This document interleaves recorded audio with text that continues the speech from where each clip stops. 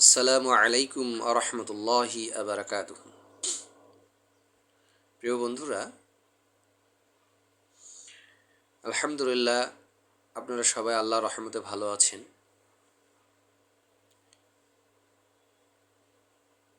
আজকে আমি আপনাদের সামনে পিত্তপাথড়ী বা গলস্টোন সম্পর্কে আলোচনা করব ইনশাআল্লাহ। এই পিত্তপাথড়ী বা গলস্টোন যেটি পিত্তকোষ বা গল ব্লাডার থেকে সঞ্চিত পিত্তবাহী নালী, যাকে বাইল ডাক্ট বলে। তো এই বাইল ডাক্ট দিয়ে ক্রমে ক্ষুদ্রান্ত্রের প্রথম অংশ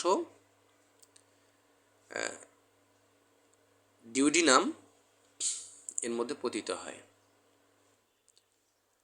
আহার বিহারের প্রভৃতি দোষে বা পিত্তনালীর বা পিত্তকোষের প্রদাহের জন্য অনেক সময় এই পিত্ত জমাট বেঁধে যায় এবং তার ফলে গলস্টোন সৃষ্টি হয়।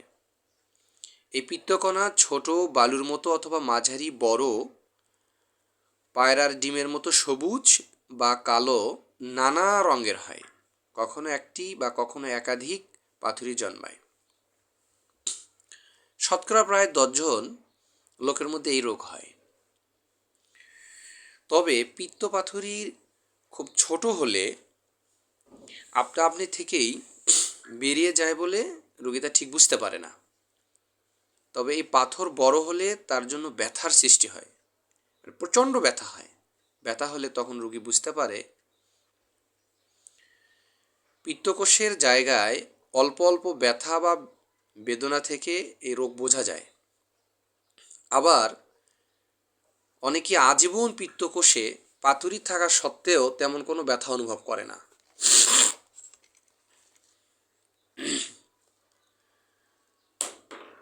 কখনো কখনো ওই স্থানে ব্যথা হয় মাত্র, কিন্তু যখন ওই ব্যথাটা যখন ওই পাথুরিটি পিত্তকোষ থেকে পিত্তনালীতে বাইল ডাক্টে এসে পড়ে, তখন ওই স্থানে বা অন্য অন্য অঙ্গেও এক প্রকার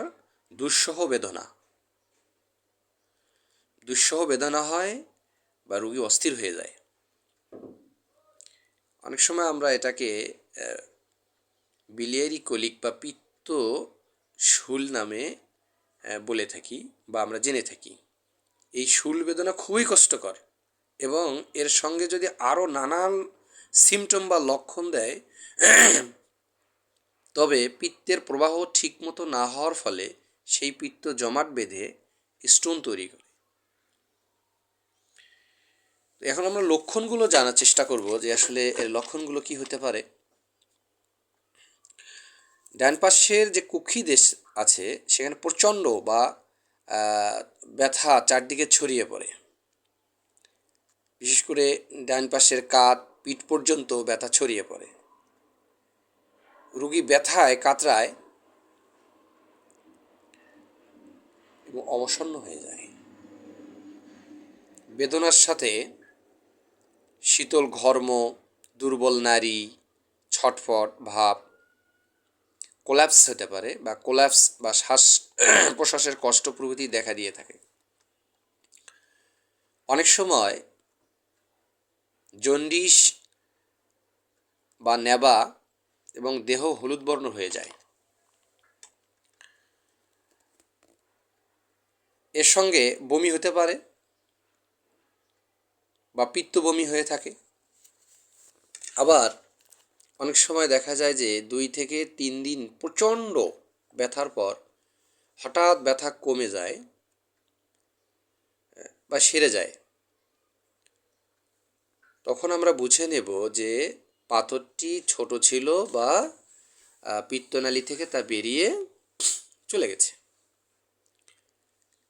যদি এইভাবে বের না হয় তাহলে অবশ্যই আমাদের সার্জিক্যাল ব্যবস্থা গ্রহণ করতে হবে, অর্থাৎ অপারেশনের বিষয়টা মাথায় নিয়ে আসতে হবে। এই জায়গাতে অনেক সময় রোগীরা চিন্তা করে বিভিন্ন গাছড়ার চিকিৎসা দ্বারা বা হোমিওপ্যাথি ঔষধের দ্বারা এটিকে নিরাময়ের চেষ্টা করেন।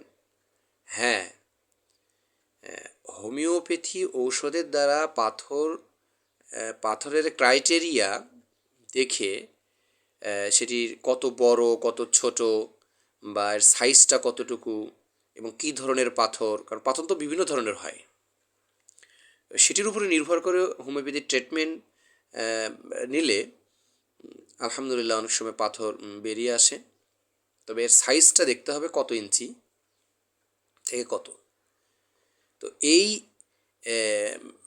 সাইজের উপরে বিষয়টা নির্ভর করে। অনেক সময় কেউ গোড়ামি করে দিনের পর দিন ঔষধ সেবন করছেন, অনেক সময় ডাক্তারবাবুরাও এটি খেয়াল করেন না যে আসলে এটি কত ইঞ্চি পাথর এবং কী ধরনের পাথর, এটি বের হবে কি না। এক সময় পাথরটা অনেক বড় হয়ে যায়, রোগী দুর্বিষহ কষ্ট ভোগ করতে থাকে, শেষ পর্যন্ত কিন্তু সার্জিক্যাল ব্যবস্থা গ্রহণ করতেই হয়। তাই আমাদের উচিত এটি একটা পরীক্ষা করে নেওয়া, দেখতে হবে যে পাথরের সাইজটা কতটুকু এবং কী ধরনের পাথর এখানে হয়েছে। তো সেটি জেনে যদি আমরা হোমিওপ্যাথি ট্রিটমেন্টও নেই তাহলে সুন্দরভাবে পাথরটা রিলিজ হওয়া সম্ভব। নতুবা আমাদের অবশ্যই ডাক্তারবাবুই বলে দিবেন যে এটি সার্জিক্যাল অবস্থায় যা লাগতে পারে। সেক্ষেত্রে অবশ্যই ভালো একজন সার্জনের শরণাপন্ন হওয়া উচিত। যাই হোক, এই পাথুরির পিত্তকোষ বা পিত্তনালী থেকে বেরিয়ে যাওয়ার পর তা আপন থেকে মলের সঙ্গে বেরিয়ে যায়, আর যন্ত্রণাও হয় না। যদি পাথুরি বেরিয়ে না যায় অর্থাৎ না বের হয় তখন কিন্তু যন্ত্রণা পরবর্তীকালেও ব্যাপকভাবে হয়ে থাকে। তো এক্স রে করলে বোঝা যায় পাথর খুব বেশি বড় হলে ওই যেটা আগে বললাম যে অবশ্যই অপারেশন করতে হবে। সেক্ষেত্রে আমরা কিছু আনুষঙ্গিক ব্যবস্থা গ্রহণ করতে পারি। মানে এই আনুষঙ্গিক ব্যবস্থার উপরেই কিন্তু বসে থাকলে হবে না। এটি একটি মানে প্রাইমারি ট্রিটমেন্ট বলা যেতে পারে, সাময়িক নিরাময় বা উপশম। যেমন ব্যথা বাড়লে পেটে সেক দিলে বা ওই অনেক সময় তারপিন তেল পাওয়া যায়, এটি মালিশ করলে কিছুটা উপকার পাওয়া যায়। রোগ চলতে থাকার সময় সর্বদা হালকা পুষ্টিকর এবং তরল খাদ্য খেতে হবে, যেমন ডাবের জল অথবা ঘোল, ছানার জল প্রভৃতি, এসব খুবই উপকারী পথ্য। আপেল সিদ্ধ। তো এরপরে যেমন ঘি, মাখন প্রভৃতি চর্বি জাতীয় খাদ্য খাওয়া উচিত নয় এই সময়। ডায়াগনোসিস তো অবশ্যই প্রয়োজন, রোগ নির্ণয় অবশ্যই আমাদের দরকার। যে দেখা যায় প্রচণ্ড ব্যথা হচ্ছে, এটি এক্স রে করা প্রয়োজন রয়েছে। পিত্তনালীতে পাথর জমলে যেমন এই রোগ হয়, তেমনি মূত্রবাহী নালী যেটা আমরা ইউরেটার বলি, এর মুখে বা কিডনিতে পাথর জমলেও মূত্রপাথুরির রোগ হয়। এতে কিডনিতে প্রচণ্ড ব্যথা হয় কিন্তু, যেটাকে আমরা রিনাল কোলিক বলে থাকি। যাই হোক, আমরা আজকে জানলাম পিত্ত পাথরি বা গল স্টোন। আমরা রোগ নির্ণয় করে ঔষধ সেবন করব। পেটে ব্যথা হলেই আমরা দৌড় দিয়ে গিয়ে ফার্মেসি থেকে নিজের ইচ্ছা মতো ঔষধ খাবো না। তবে ওখানে যারা রয়েছেন ফার্মাসিস্ট, অভিজ্ঞ ফার্মাসিস্টগণ, যারা প্রাইমারি ট্রিটমেন্ট দিয়ে থাকেন, যাকে আমরা ভিলেজ ডক্টর হিসেবে চিনি, গ্রাম্য ডাক্তার বা আরএমবি, ডিএইচএমএস, ডিএমএস বা ডিএমএবি প্রভৃতি বিভিন্ন কোর্স যারা করেছেন। ডিএইচএমএস তো এটা সরকার স্বীকৃত একটা হোমিওপ্যাথিক কোর্স, যেটি অবশ্যই তারা পড়াশুনো করেন।